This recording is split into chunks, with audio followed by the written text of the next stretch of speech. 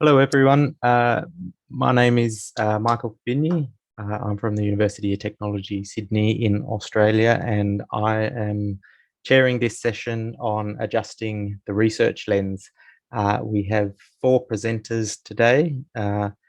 Rumana SULTANA talking about resilience of fishing communities in Bangladesh. Baek in Unyang talking about glass eel catch.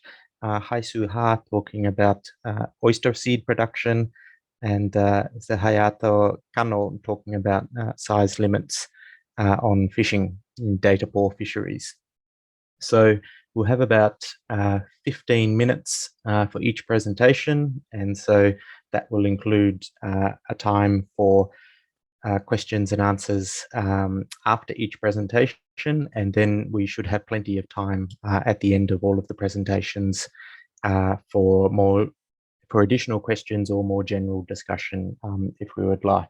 I will be taking notes and serving as a sort of a scribe for this session to feed into Ratana's recap for tomorrow.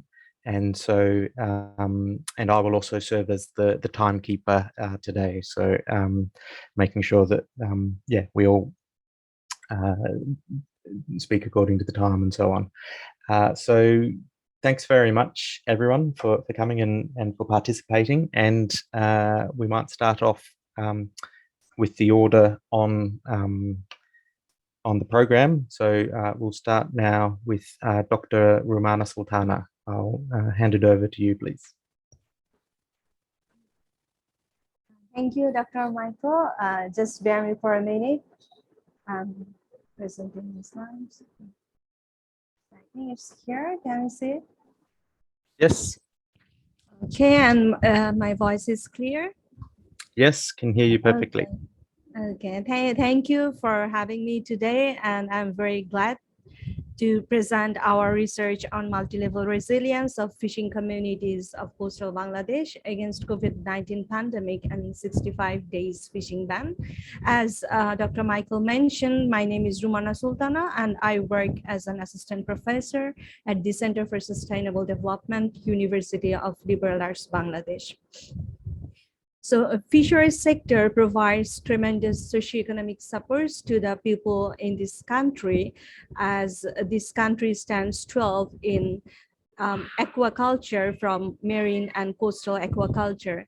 And more than 17 million people works in this sector, which comprises 11% of this country's population. But however, small-scale fishing communities are considered as one of the most vulnerable groups to different sorts of environmental impacts like climate change, habitat alteration. At the same time, there are some national policies which are also impacting on the resilience of small-scale fishing community members. So recently, not recently, but I should say in 2020, there was a shock from COVID-19 pandemic, and crises were everywhere, and Bangladesh is not exceptions. There was a nationwide lockdown. It started from 26th of March. And after more than 1 month of this lockdown period, as during that period, fishing was restricted in coastal belt in the coastal regions of Bangladesh. And after that, in 20th May, there was another source of fishing restriction. We call it 65-day fishing ban, which is a national policy to boost fish stock. So, but that year was a bit different, as these two restrictions came one by one. So we had more than 3 months of fishing restriction in the sea, and as a result, it causes severe income shocks and it poses threat to the fishing community members. So the main objective of our research were to explore multi-level resilience. That means resilience at individual, household, and community levels, and to understand how resilience feature interacts in different levels. So we attempted to answer 3 questions within this research. So firstly, we tried to identify the shocks and stresses which were faced by the small-scale community members. And the second objective was to explore the main features of individual, household, and community level resilience. And finally, we attempted to explore how these resilience features were interacting with each other. So we selected two study area for this research. Both of them were located in the coastal region of Bangladesh. And we used this framework to understand multi-level resilience.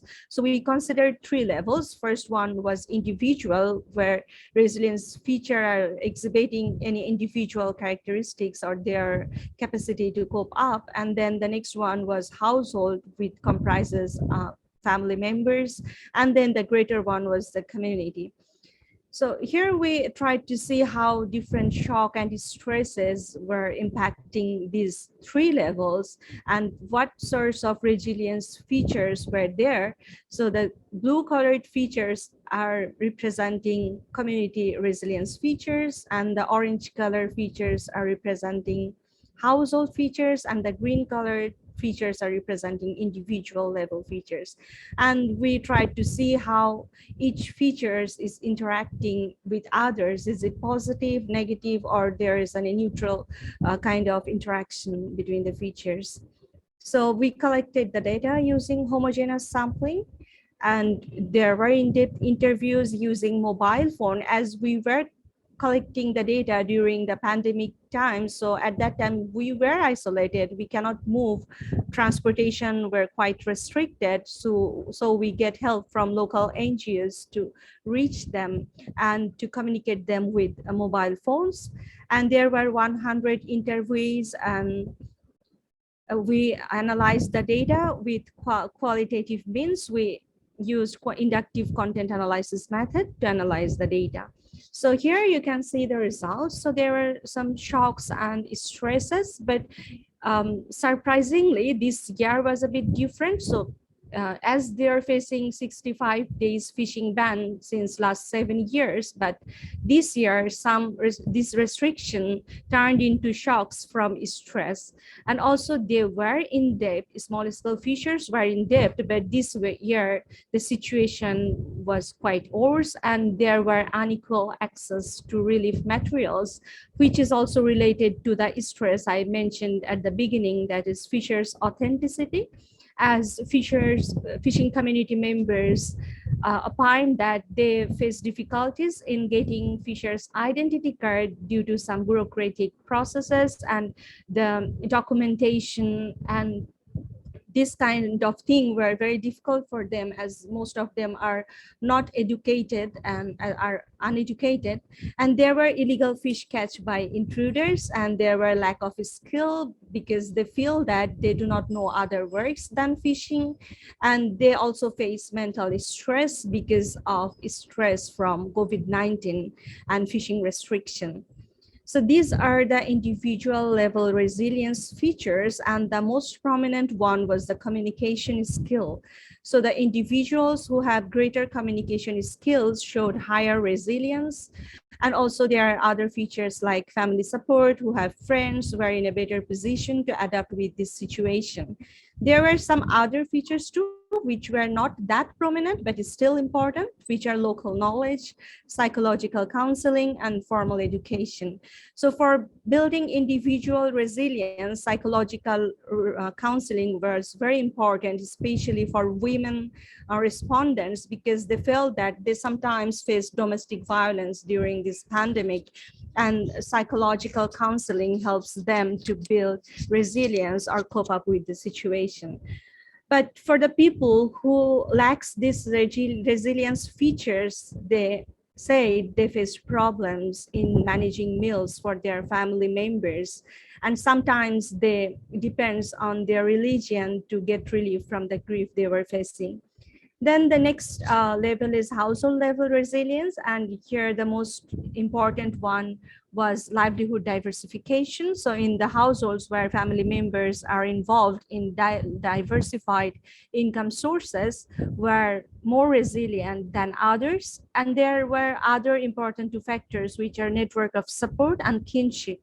So in our study area, network of support system were built upon kinship, and mostly this system was with friends and relatives. And also there are some mosques where they used to go for saying prayers. So centering those mosques, there was some network of support system to adapt with the disastrous situation. Also, there are some other features like access to financial and materialistic resources, access to fishers' identity card, relationship with informal money lenders. So there are some informal money lenders who are basically boat owners, or in some cases they're also not boat owners, but they provide loan with any source of documentation. But the fishers who are uneducated feel comfortable to get loan from them, as it doesn't require any kind of documentation or long processes. Sometimes fishers also say they prefer to take loan from their neighbors or relatives so they can repay whenever they feel comfortable to do that. And community level resilience features include community cohesion. So there were community cohesions, but there are some negative features too, which I'm going to explain in the next slide. So there were leadership, formal institution, and voice of the farmers. But unfortunately, as some of the farmers take loans from their boat owners, as small scale fishers do not own their own fishing equipment, so they need to rely on the boat owners to go for fishing, and they take loans from them. And when they take loan, they are actually bound to work for that boat owner with very poor salary, and sometimes they force them to fish during the time of restriction, which makes them sometimes they are punished by the administration. And one example, I'd like to say that one fisher said, "Who will help me? Are they my friends, relatives?" Actually, no one helps. So this is very strong statements, but that person made because he felt he is not included in the community. He can't make friends. He do not have any relatives there. So he feels that his community level resilience is not that strong as the people who are inside the network can build that resilience. So here we attempted to explore the positive, negative, and neutral interaction between different resilience features. And here you can see there are two dashed boxes which represent social the features that actually decrease resilience, and the dashed arrows are representing positive interaction between different resilience features. And we explored individual level and household level resilience features are positively related. They are interacting positively with each other.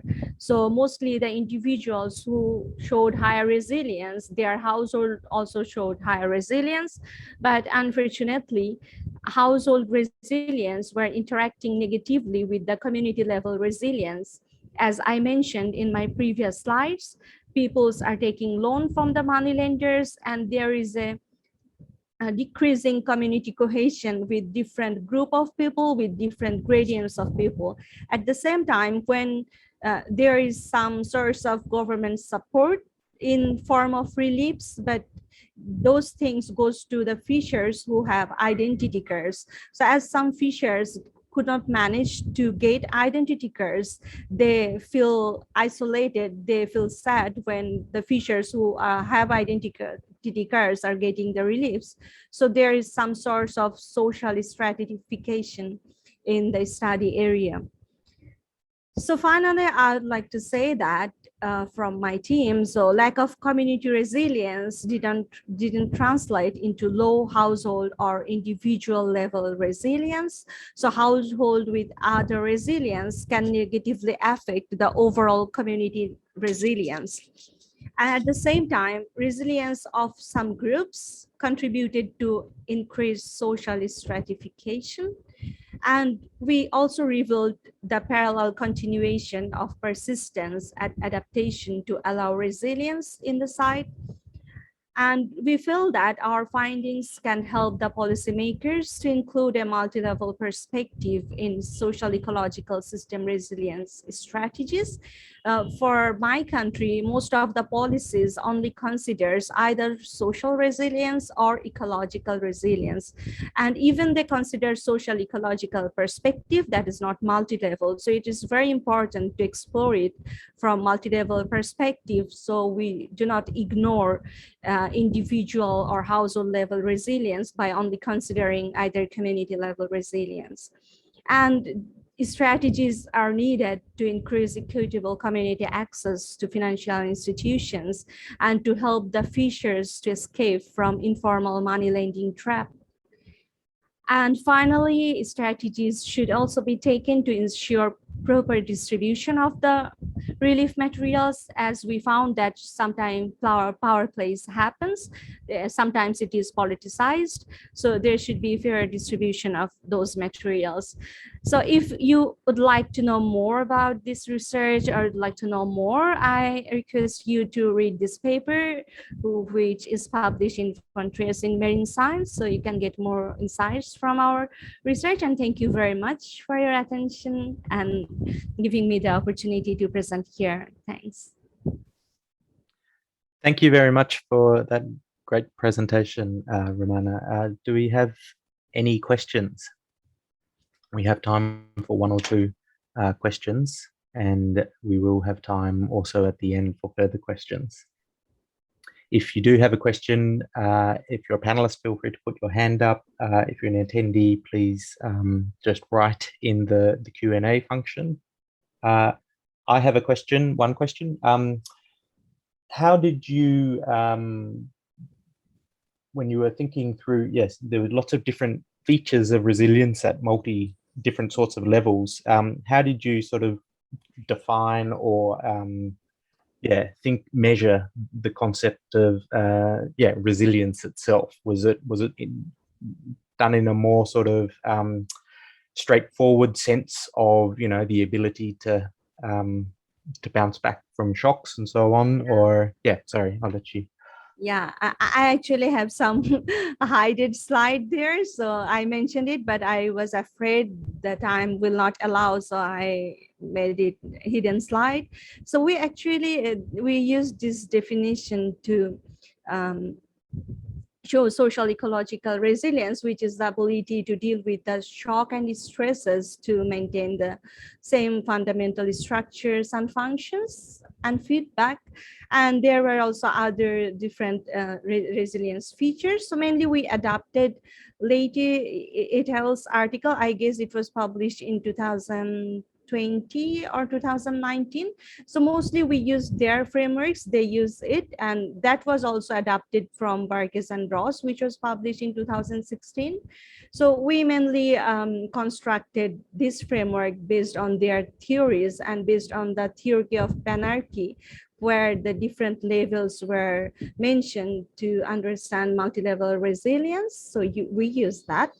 And these are some definitions that we actually used to understand, because it is really very difficult to differentiate between individual resilience and household resilience. Sometimes it feels like it may be the same thing, but so we struggled a bit at the beginning. Then we tried to go through the literatures and tried to draw some boundaries. So the resilience features that are really relevant to the individual beings and their mental condition, their psychological perspective were included in the individual resilience. And for household resilience, which are not that related to psychology or individuals' mental state, but more related to the household's condition and household's overall income and social status kind of thing.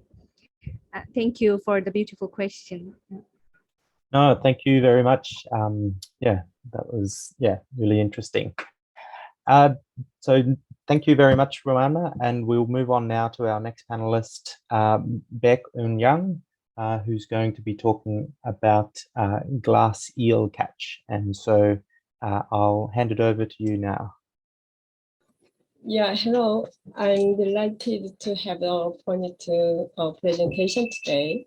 Today's presentation topic, a study on the current status and development direction of the Korean classes LPC. It is a protein source among aquatic product and have a very high economic value. In practically, it is an important aquatic product in Northeast Asia, where glass ale from the Anguilla japonica are cultivated. The order of presentation is as follows. This photo of glasses ale piecing. In Korea, glass ale production can be caught using fish, boat, or bare hand piecing used a plane.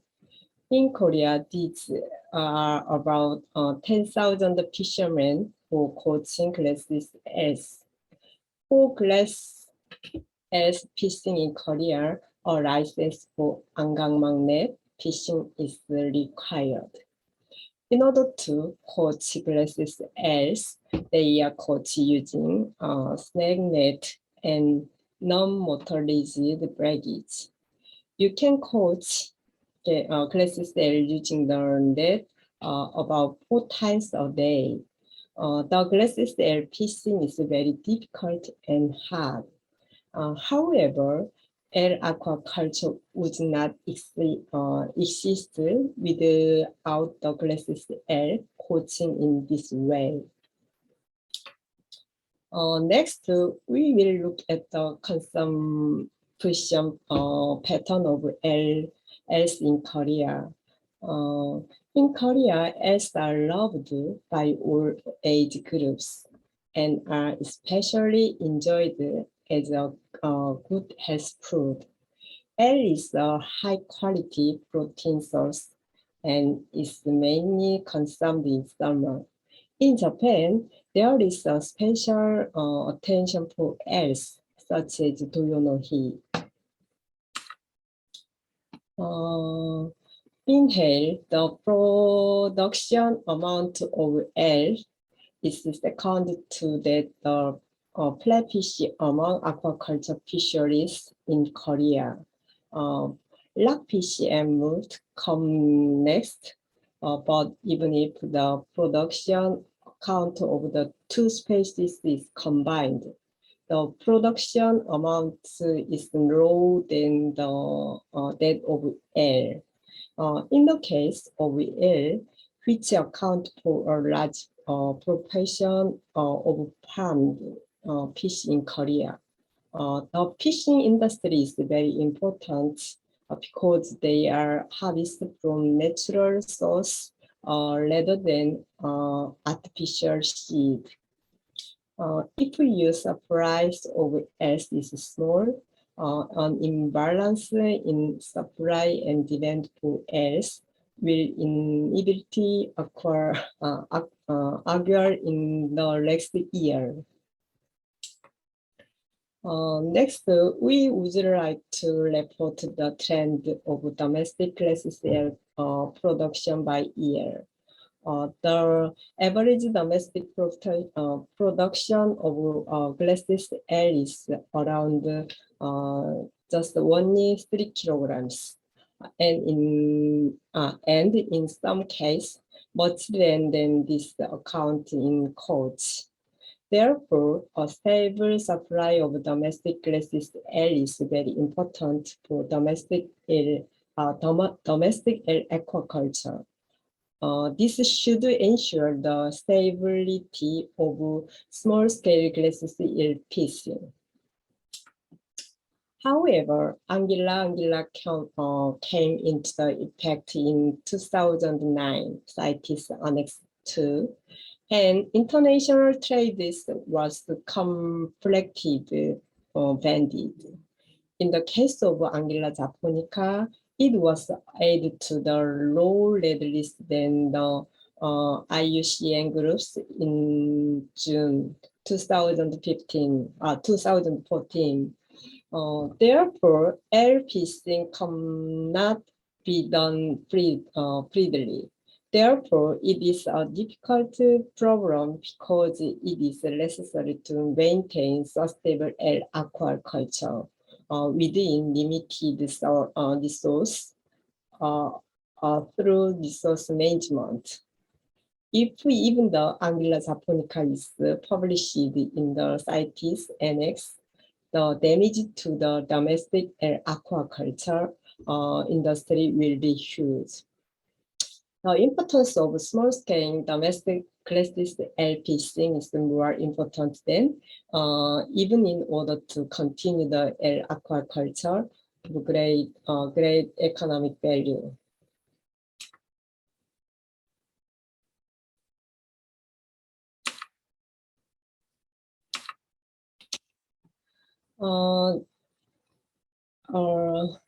Next, first, before looking at the current state of the glacis air fishing industry, let's take a look at the production of air.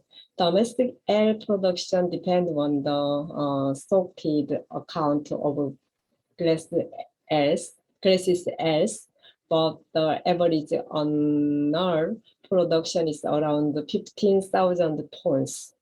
Although the productivities of airs has improved a lot due to the recent change in the farming method to RAS, 100% efficiency has not been domestic due to the poor supply of glacis airs. Here, we would like to report the protection of air produced by region in Korea.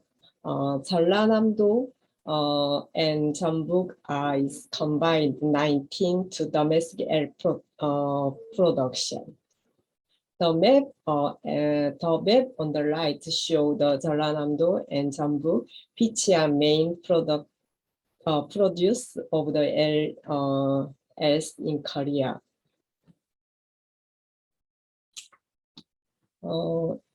It is possible to classify airs from 1 year after stocking. Therefore, the imputation in the price of air production depends on the increase or decrease in the stocked account of glacis air, and are often reflected in the price before the full-scale shipment. In case of 2002 and 2001, as shown in the figure below, stocking of glacis air from 2019 was low in 2020 due to the harvest. Therefore, deposited the COVID-19, the prices in the first half was formed high. However, in the second half of 2002, prices plummeted due to the overstocking of 2002. In December, it recorded an all-time low of 70,501. The fact that production price record both high and low in the first half and second half of 2020 at same times reflects the reality of supply and demand is stable for airs. However, as stocking decreased due to the pure harvest of airs from 2021, prices are on the rising in 2022. As such, it is very difficult to plan production of air compared to other aquaculture production because atypical seed production technology are not been established. Therefore, small-scale glacis air fishing is very important in order to continue air aquaculture under the such difficult conditions. Here, would you like to briefly mention the life history of glacis as? Glacis as is swimming from the Mariana, which is 3,000 kilometers away. It will finally reach Korea via Taiwan, China, and Japan. Domestic glacis air supply is divided into the domestic and imported. As mentioned, is before glacis air is 100 depend on wild glacis air. Korean's air aquaculture fishery has much higher stocking of imported glacis air than domestic one. Therefore, imported products are an important aquaculture factor of domestic air aquaculture. The following show the trend of stocking of Korean and imported glacis air by year. As shown in the figure, imported production account for 17% of the total stocked quantity. While domestic production are from Anguilla japonica, there are 5 types of imported products such as Mamorita, Piccola, and Mosambica include this else. Although it is more expensive than other species, Anguilla japonica is preferred among the farmed fishermen because of its rapid growth and low mortality. However, when the supply of eggs from Anguilla japonica is insufficient, other eggs are stocked as an alternative demand. Other species are very cheap, but they are not prepared by farmed fishers because of their slow growth and many diseases. As shown, the previous section, Jeollanam-do accounted for 50% of the total domestic glacis air by Jeonbuk and Chungcheong. The flow table summarizes of states of permits. The only glacis air fishing permit in Korea is Angang net fishing. However, the actual number of permits for Angang net is smaller than that of permits. Except for Gyeonggi, most regions have fewer permits than can be obtained. As for the permit rates, Jeollado has the highest percentage with 13%, followed by Chungcheong and Jeonbuk. I mentioned earlier that there are about 10,000 air fishermen, but many of them are eager. This is a scheme diagram of Angang net fisher for glacis air. Then I would like to address some from small-scale glacis air fishing. The system is established in Korea is not able to properly conduct glacis air fishing. If glacis as are caught only within permission guarantee under the Fisherman Act, less than 3 kilos of glacis air will be supplied per year. If this happens, the demand for imported product will increase. Therefore, it is necessary to recognize the glacis air fishing system, include bar hand fishing. Status on the coach of glacis L are very important for policy marking. However, in Korea, the number of glacis L coach is not accurately counted. It is also tumbu measurement for L's. L's live both inland and sea. Therefore, the prohibition period for parent species should all be stated above in Korea from March Monday to October, one for inland fishers. Therefore, in order to properly balance L resource, it is necessary to fisheries. Finally, I would like to suggest the development direction of small-scale glacis fishing.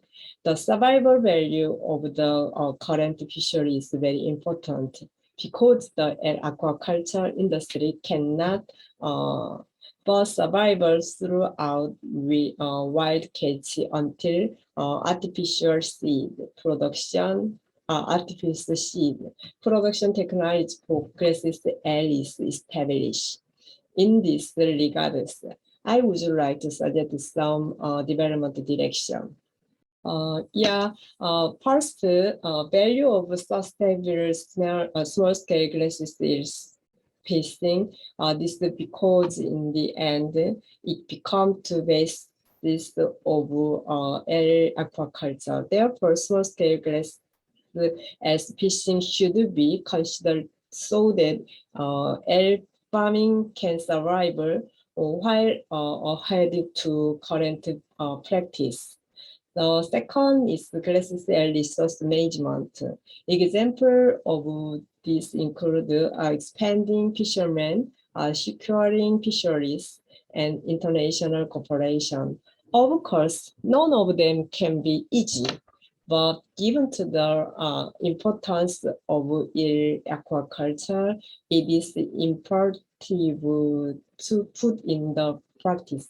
International cooperation is assertive necessary as it is difficult to expect resource increase through resource management of only one country. In addition, in order to especially utilize limited resource, the introduction of IQ system should be considered. Lastly, it is continue R&D for industrialization of artificial seed production technology of glacis L. Its level is the future of L aquaculture, which relied on wild glacis L, is uncertain. Therefore, it is a long-awaited task to maintain a stable aquaculture industry. Thank you. Thank you my attention a long time. Thank you very much, Dr. Baek and Young. That was wonderful. As someone who knows very little, myself, very little about fisheries in South Korea and very little about eels, I found that really interesting and learned a lot. So thank you very much for that. I'm afraid we don't have time for questions at the moment, but if anyone does have questions or would like to ask a question, we will have time once all the panelists have spoken for more general discussion or for further questions.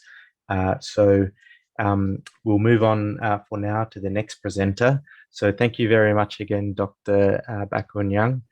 And our next presenter is Hyesoo HA, who will be talking about oyster seed production. Thank you. Thank you. Hello, everyone. This is Hyesoo HA from Korean Maritime Institute in South Korea. I'm really glad to attend the fourth small-scale fishery conference. Recently, I studied about the current state of status of oyster seed, I'd like to share my result briefly.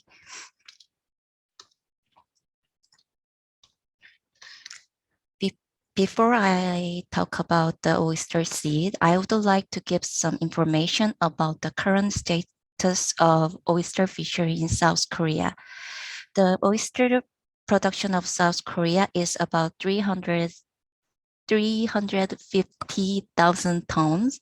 It is the second biggest amount in world, and it values 307 million US dollars. Above 90% of its production are from long line hanging farming, which can produce mass amount of oyster.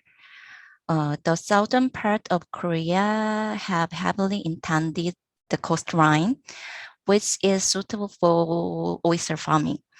60% of its production is consumed in domestic, and the rest of them, about 40% are exported to various countries such as Japan, US, and Hong Kong, and Canada, etc. Like this, oyster farming is really important industry in Korea. Nevertheless, the oyster seed is not significantly considered until now, which is key component and directly result in quality and quantity of oyster farming. The production of oyster seed production is estimated about 25 to 27 million hanging line for each year. 80% of them is hardened, and 20% is unhardened seed. And 90% of oyster seed is supplied through the natural seed collection in Korea. It is affected by climate change and weather and land development, etc. And furthermore, it is hard to figure out and control the amount of it. This can make an unstable supply condition of oyster seed. So here is oyster seed production area. So seed production is in 5 areas. Here is Hadong and Namhae, Gosong, Dongyang, and Busan. And Namhae and Dongyang and Busan, it do the hardening, and 3 areas do the sea hardening place. The proportion of oyster seed production consists 38% from Dongyang here, and 33% from Busan, and 19% from Namhae, and rest of them, about the 10% is from artificial seed. By the way, why the Busan area significantly highlight in oyster seed production? Oyster production from Busan is only 1% in total amount. So let's check the Nulcha Village in Busan here. So this is Nulcha area. It has 5 fishing village groups, but only Nulcha fishing village group here, this group, they have 230 fishermen engaged in oyster seed production, such as oyster seed collection from wild and hardening and reassembling, customized to oyster farming. Here is Nulcha Fishing Village, and here is seeding collecting area, the left side to bridge, and the right side of bridge, this area to the hardening area. So these pictures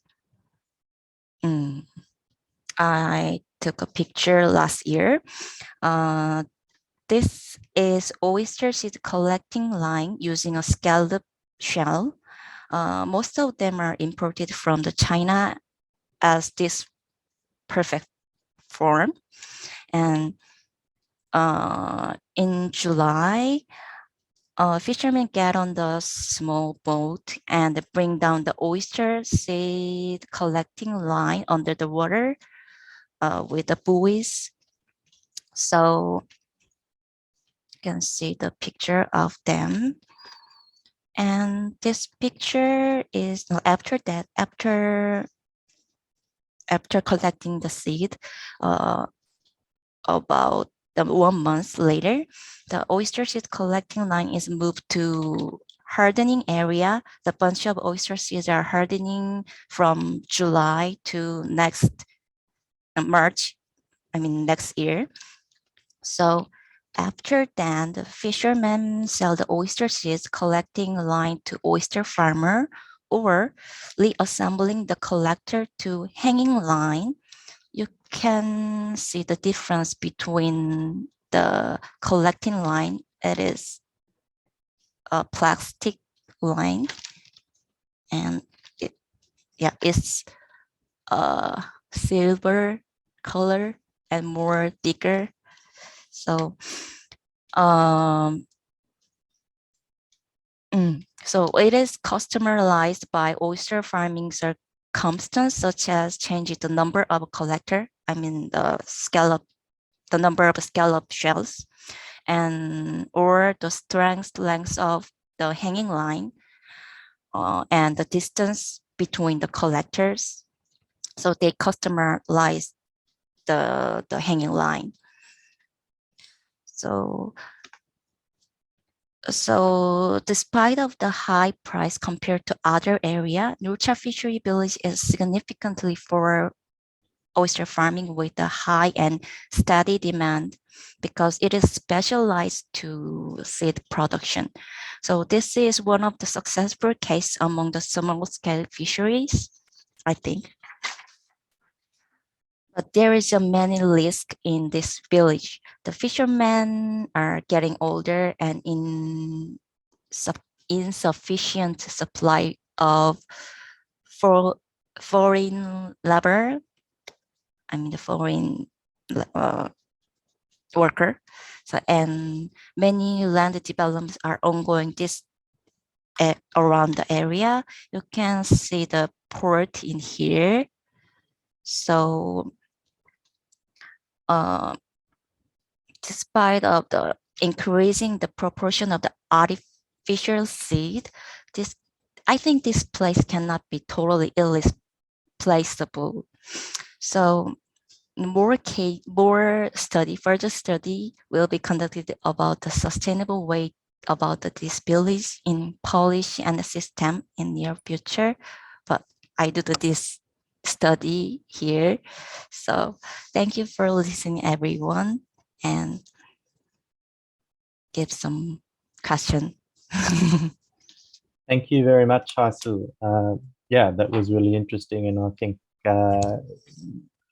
like the previous presentation also showed how we've been all these advances in technology and so on with aquaculture and various forms of mariculture, but it's very difficult to completely sever the connection with the natural environment, and so many forms of mariculture are still quite reliant on natural wild inputs of various sorts and so on. We have time for a couple of questions. If anyone would like to ask a question, please simply raise your hand, or you can write it in the Q&A function. I have one question. You mentioned you'll be going back there. What sort of research will you be doing when you return there? And can I ask also, about your research methods? What sort of approach do you take to when you spend time in this village? Are these mostly interviews you conduct with fishermen, or surveys, or yeah, how do you go about doing your research in the future as well? Thanks. I met the fishermen. We do the interview, and we select the oyster farming fishermen. They use the oyster seeds. So we pick the people and we ask them where you bring the seed and the price, and we check the quality and the price and yeah. So we checked it. Actually, I did we calculate the minimum requirement for oyster seed for the total oyster farming in Korea. I calculated it. So we checked the all facility of oyster farming, and we calculate the each area. So it is about like it was about the 30 million hanging line we needed for the Korea oyster farming. But I think this result is more lower than I expected. So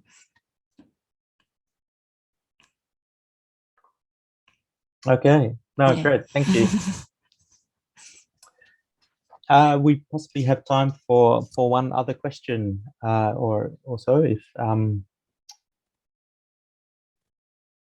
If not, we will have time after all the other presentations as well, if there's any further questions. But thank you very much, Hyesoo, for that great presentation. And with that, we'll move to our final presentation. I don't believe we have our panelist scheduled, Rakhi Das. However, we'll go to our final presentation by Hayato KANNO. So Hayato, I'll hand over to you. Thank you. Okay, can you see my slide? Yes, looks perfect. Thank you. And we can hear you perfectly as well. Thank you. Thank you so much. I'm very pleased to be here today. My name is Kanno Hayato from Hokkaido University. I'm a PhD candidate. And today I will talk about my research. The title is Size Limits on Fishing, a simple prescription for managing data for small-scale fisheries. Small-scale artisanal fisheries greatly contribute to the world food supply and employment creation. They produce 2/3 of the catch destined for direct human consumption and provide 90% of the employment in the fishery sector. This fact shows that the achievement of sustainable small-scale fisheries is an important challenge for all humanity, so that effective small-scale fisheries management is important to achieve sustainable development goals. However, small-scale fisheries are largely unmanaged because they often lack the data or capacity required to implement conventional stock assessment. So the goal of this study is to solve this problem by suggesting a simpler interim management approach feasible for small-scale fisheries. Setting minimum size limits on fisheries is the simplest way to manage fisheries. This is because controlling size selectivity of fishing can change the impact of fishing on the stock. For example, when the minimum size of fishing is small, fish stock are greatly affected by fishing. On the other hand, if minimum size limit of fishing is relatively large, the impact of fishing on the fish stock can be reduced. Since minimum size limits can be implemented by changing the mesh size of fishing gear, management advice on fish length and size selectivity of catch is a reasonable solution for managing data per fisheries. So the aim of my research are to validate the effectiveness of fisheries management with size regulation by simple simulation. and to develop management targets for size regulation in data conditions. First, I talk about simulation analysis. This is a procedure of simulation analysis. First, fish population dynamics. Dynamic simulation was conducted under size regulation. Second, the management performance of size regulation was evaluated. Finally, the procedure 1 and 2 were repeated by changing parameters. Fish population dynamics model was developed to simulate fisheries for 50 years. And population dynamics consists of increase factor and decrease factors. Increase factor are mainly from growth of individual and reproduction. And decrease factor are from natural mortality and fishing mortality. Number of fish at age were modeled to decrease natural mortality and fishing mortality. Fishing mortality was designed to be size selective. LC is the length of minimum size limit for fishing, which means fish in the ocean larger than the size of LC were harvested by fishing. In this study, the ratio of fishing mortality to natural mortality, or F per M, was defined as fishing pressure, and LC was the minimum size limit of fishing. One of the increase factor is growth of individuals that was designed by the growth curve. Growth speed was given by parameter K, and average maximum length was given as L infinity. Another increase factor is maturation and reproduction. Length at maturity was given by the parameter of the ratio of natural mortality M to growth rate K. Spawning fish is a fish larger than the length at maturity. And the reproduction in next year will be decided by spawning biomass. In this study, the parameter M per K was defined as a life history parameter of a fish species, and Lm was length at maturity. Management performance was evaluated by two indicators, relative biomass and relative yield. If relative biomass was less than 0.5, the stock status was assessed as overfishing. And if relative biomass was larger than 0.5, the stock was assessed as a sustainable state. For relative yield, the higher yield was determined to be the better harvesting. So let's move to the result of simulation study. This is the result for relative biomass and relative yield. Vertical axis is minimum size limits, and horizontal axis is fishing pressure. The broken line in each panel shows length at maturity of the fish stock. As we can see from these two figures, if minimum size limits were set larger enough than length at maturity, stock biomass and yield were maintained at high levels, regardless of fishing pressure. Now we understand length at maturity is a good indicator for size regulation, but length at maturity cannot be a target of minimum size limit because the best position for minimum size limit is around here and around here. So where is the target for size regulation is the main research question in the next analysis. So let's move to analysis 2 to develop management target of size regulation for data per stocks.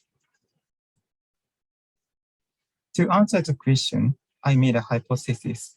If fishing is targeted at the length at maximum stock biomass, it may be possible to optimize the yield while ensuring a sustainable stock status.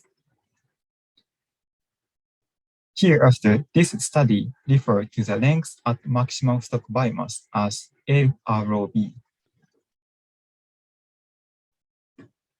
Again, LROB is the length at maximum stock biomass. Biomass can be calculated by multiplying number of individuals by weight. So LROB is the length at which biomass is maximum, as shown in the right side figure. By calculating the developed equation, LROB was given as follows. This equation. From this analysis, it was clarified that LROB can be calculated analytically from biological parameter M per K. M is the natural mortality of fish, and K is the growth rate. And this is a result for relative biomass and relative yield as shown previous slide, but I adding the LROB as black bold line in each panel. As we can see from left side figure, setting minimum size limits on LROB was more robust to maintain sustainable stock status than length at maturity. And from right side figure, yield was maximized when minimum size limit was set between length at maturity and LROB.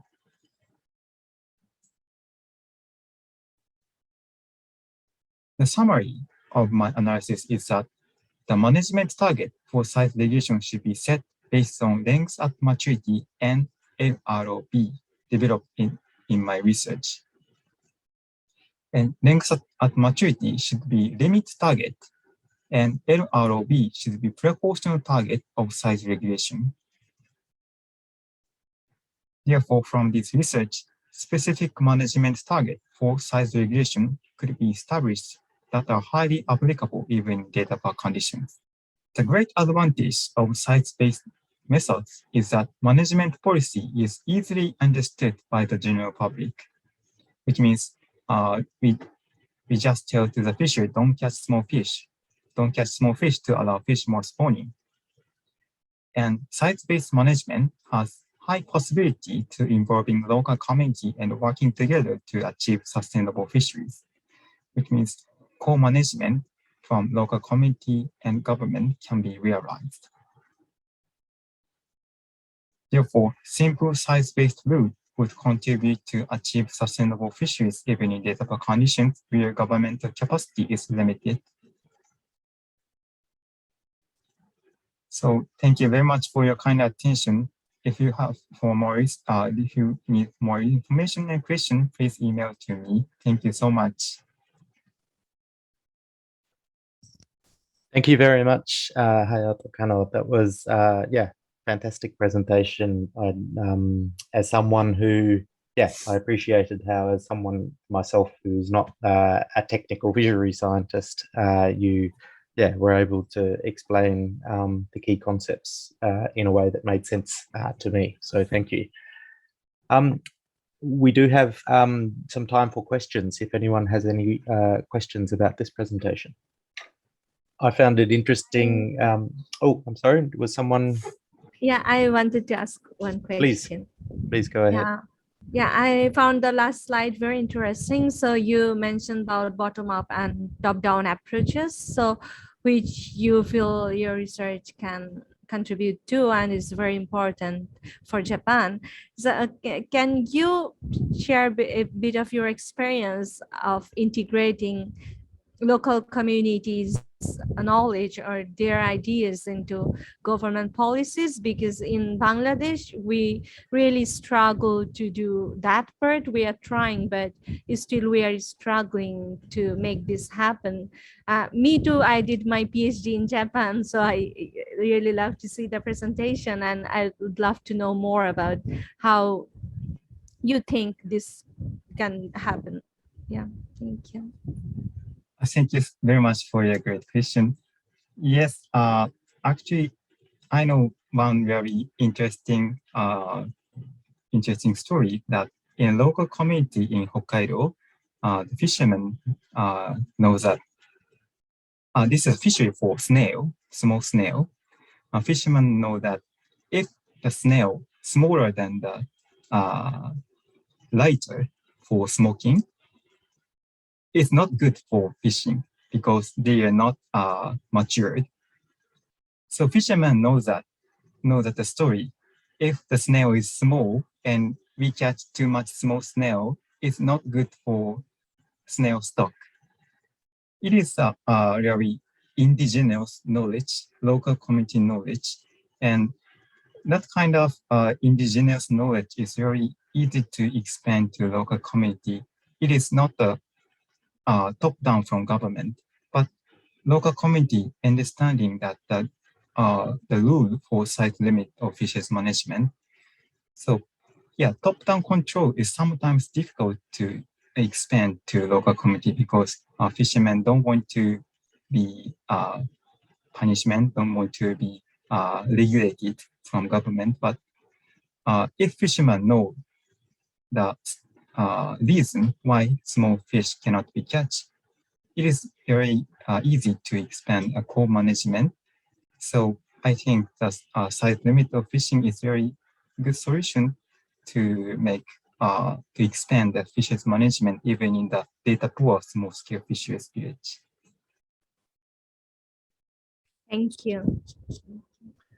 Thank you. It reminds me actually of a presentation I saw, many years ago by Professor Tim McClanahan, where he was talking about the experience of different sorts of regulations in a country in East Africa somewhere. And he was making the argument that he was sort of comparing, as I recall the presentation, he was comparing regulations like spatial closures, so marine protected areas, for example, comparing them with size-based management rules. And he basically made the argument that size-based management had much more social acceptability compared to area closures. Area closures were seen as too hardcore, too full on, like, why are you shutting this whole area off for us? Whereas size-based management appealed a lot more and were understood and accepted a lot more. So just an interesting point that resonates with your findings there. Do we have any other comments or questions?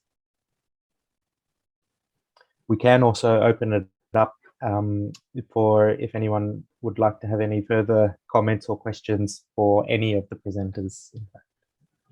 If not, then we might finish up now about 10 or 15 minutes early. But from my perspective, I'd like to thank all the panelists very much for an excellent series of presentations. I thought it was fascinating to hear about the different fisheries in the different locations that you're all writing about, and some of the different governance challenges and opportunities in these different contexts. So thank you very much, everyone.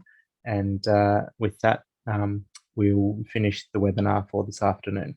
Thank you very much and have a great evening. Thank you. Thank you. Thank you. Thank you.